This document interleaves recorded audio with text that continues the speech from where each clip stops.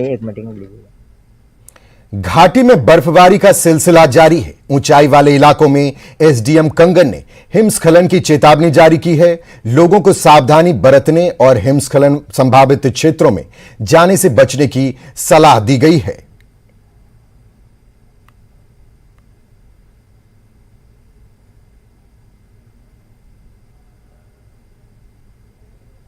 आरएसपुरा में बारिश से किसानों के चेहरे खिल उठे हैं। इस बारिश से जहां ठंड बढ़ गई है, वहीं फसलों को अत्यधिक फायदा हो रहा है। क्षेत्र के किसानों ने बताया कि यह बरसात फसलों के लिए संजीवनी बनकर आई है। किसानों को सिंचाई में बहुत फायदा हुआ है। किसानों का मानना है कि यह बारिश बिल्कुल सटीक समय पर हुई है।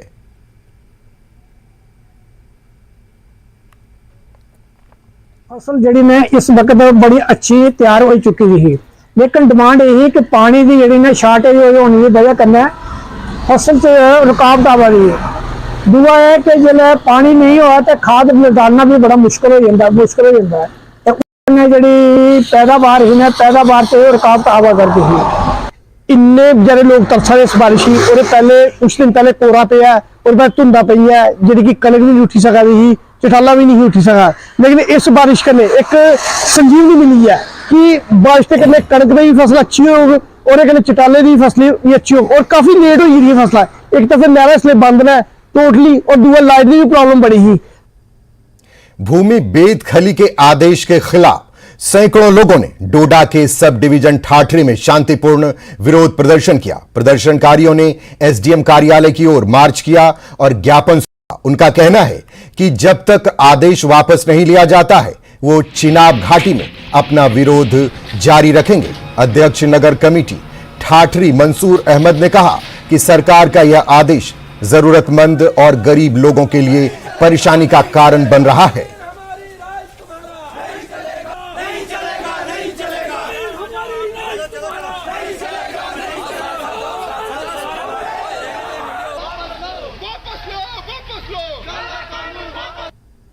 काला कानून निकाला है, उसको आप वापस लीजिए।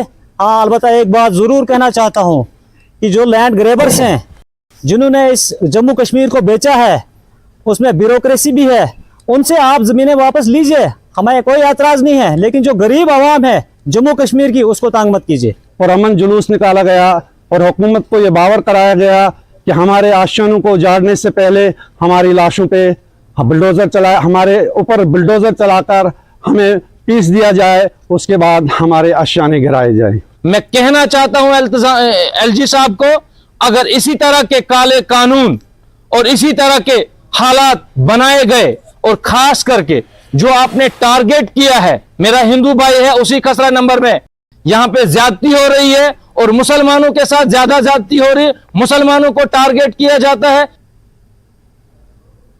यहां रुकेंगे छोटे से ब्रेक के लिए। जल्द